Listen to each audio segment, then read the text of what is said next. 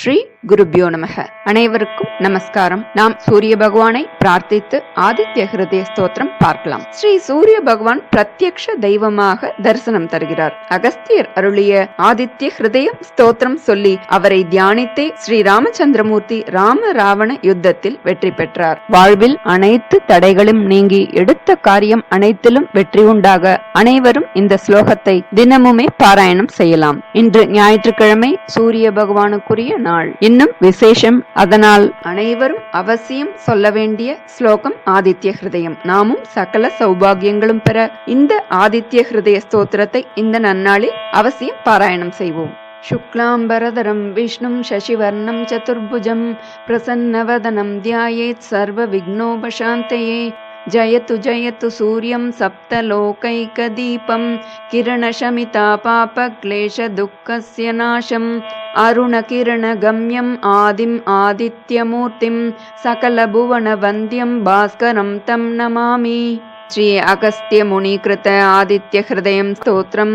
ततो युद्ध परिश्रान्तं समरे चिन्तया स्थितं रावणं चाग्रतो दृष्ट्वा युद्धाय समुपस्थितं दैवतैश्च समागम्य द्रष्टुमभ्यागतोरणम् उपागम्य ब्रवीद्रामम् अगस्त्यो भगवान् ऋषिः राम राम महाबाहो शृणु गुह्यं सनातनं येन सर्वानरीन् वत्स समरे विजयिष्यसि आदित्य हृदयं पुण्यं सर्वशत्रुविनाशनं जयावहं जपेन्नित्यम् अक्षय्यं परमं शिवं सर्वमङ्गलमाङ्गल्यं सर्वपापप्रणाशनं चिन्ताशोकप्रशमनम् आयुर्वर्धनमुत्तमं रश्मिमन्तं समुद्यन्तं देवासुरनमस्कृतं पूजयस्व विवस्वन्तं भास्करं भुवनेश्वरं सर्वदेवात्मकोहेशो तेजस्वी रश्मिभावनः येष देवासुरगणान् लोकान् पाति गभस्तिभिः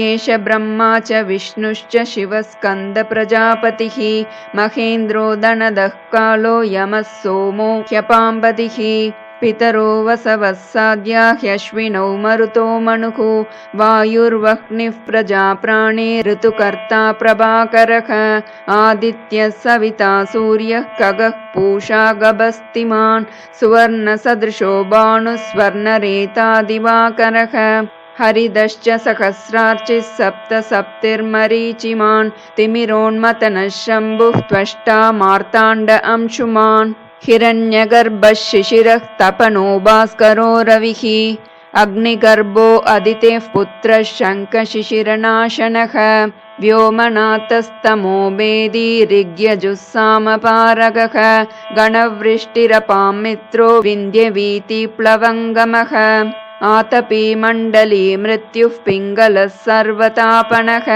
कविर्विश्वो महातेजः रक्तः सर्वभवोद्भवः नक्षत्रग्रहताराणाम् अधिपो विश्वभावनः तेजसामपि तेजस्वी द्वादशात्मन्नमोऽस्तु ते नमः पूर्वाय गिरये पश्चिमायाद्रये नमः ज्योतिर्गणानां पतये दिनाधिपतये नमः जयाय जयभद्राय हर्यश्वाय नमो नमः नमो नमः सहस्रांशो आदित्याय नमो नमः नम उग्राय वीराय सारंगाय नमो नमः नमः पद्मप्रबोधाय प्रचण्डाय नमो नमः ब्रह्मेशानाच्युतेशाय सूर्यायादित्यवर्चसे भास्वते सर्वभक्षाय रौद्राय वपुषे नमः तमोघ्नाय हिमग्नाय शत्रुघ्नायामितात्मने कृतघ्नघ्नाय देवाय ज्योतिषां पतये नमः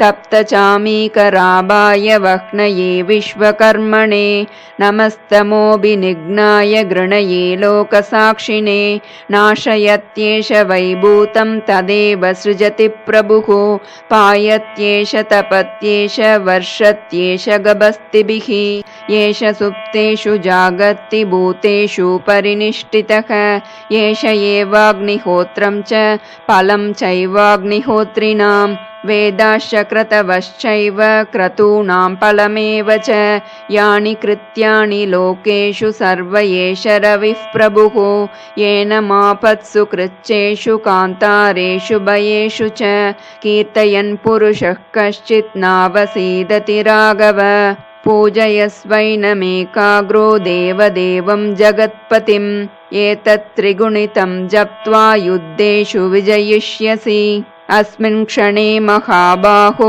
रावणं त्वं वदिष्यसि एवमुक्त्वा तदागस्त्यो जगाम च यथागतम् एतच्छ्रुत्वा महातेजा नष्टशोको अभवत् तदा धारयामास सुप्रीतो राघवः प्रयतात्मवान् आदित्यं प्रेक्ष्य जप्त्वा तु परं हर्षम् अवाप्तवान् त्रिराचम्य शुचिर्भूत्वा धनुरादाय वीर्यवान् रावणं प्रेक्ष्य हृष्टात्मा युद्धाय समुपागमत् सर्वयत्नेन महता वदे तस्य धृतोऽभवत् अत रवि अवदत् निरीक्ष्य रामम् उदितमनः परमं प्रहृष्यमाणः निशिचरपति संशयं विदित्वा सुरगणमध्य गतो वचस्त्वरेति इति श्री अगस्त्य मुनिकृत आदित्य हृदयं सम्पूर्णम्.